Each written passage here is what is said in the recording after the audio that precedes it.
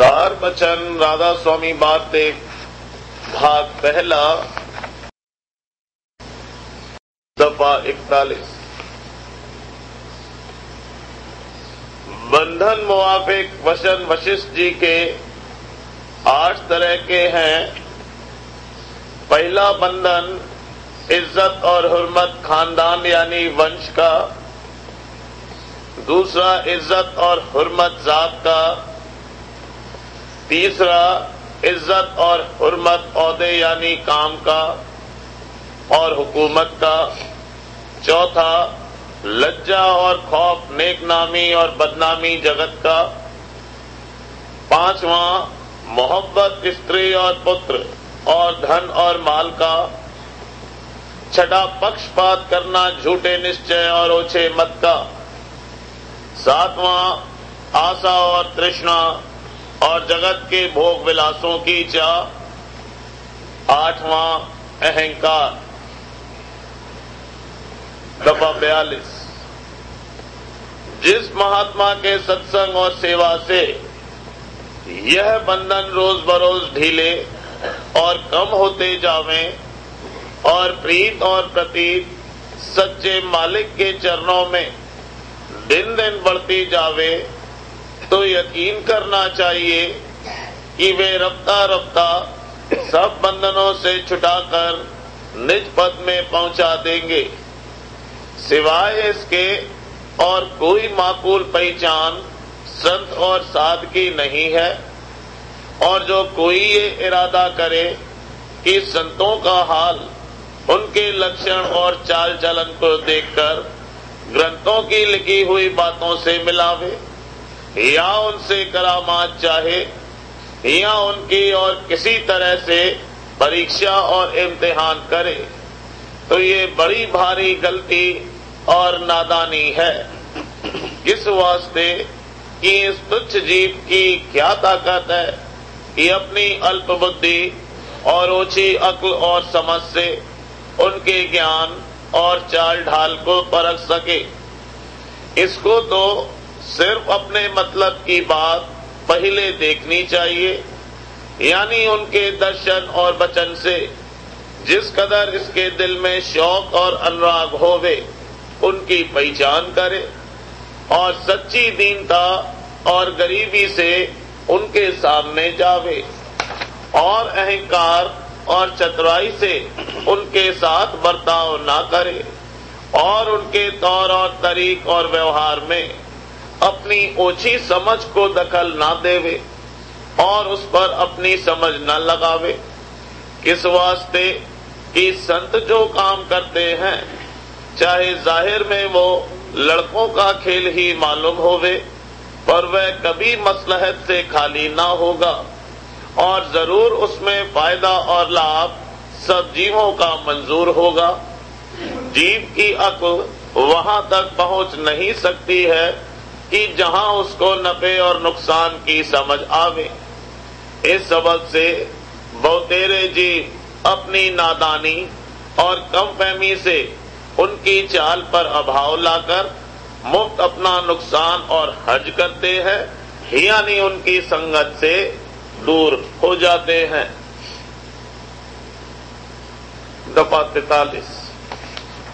संत नहीं चाहते कि बहुत सी जमात और भीड़ भाड़ दुनियादारों की उनके दरबार में होवे।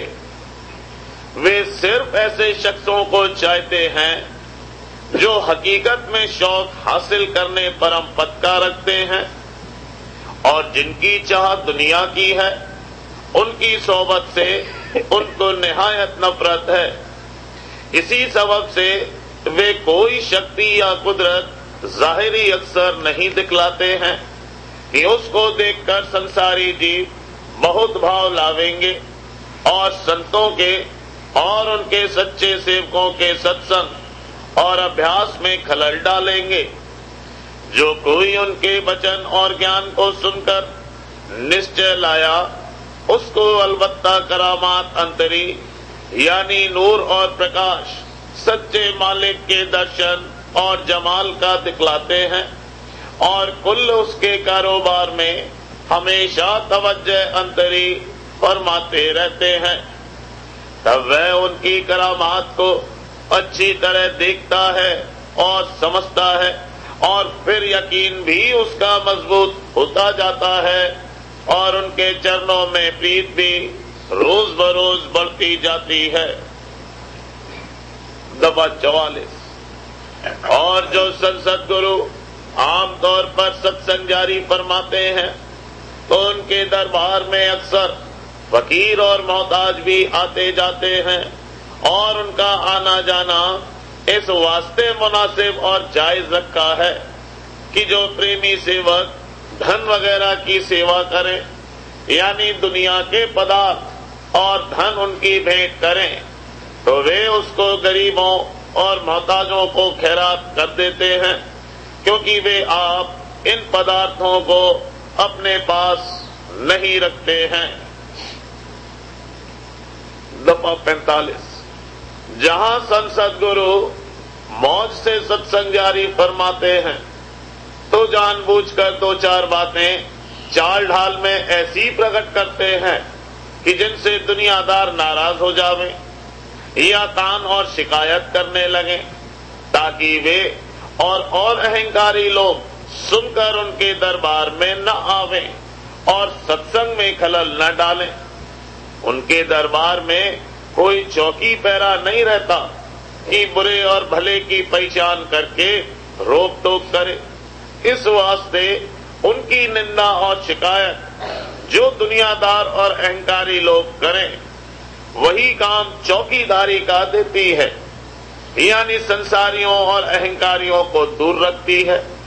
ऐसे शख्स शर्म और हया और खौफ और तान दुनियादारों से वहां नहीं जाते, और सिर्फ ऐसे शख्स जो सच्ची चाह वाले यानी खोजी सच्चे और पूरे परमार्थ के हैं, वही लोग दुनियादारों का डर और लाज छोड़कर वहां पहुंचते हैं।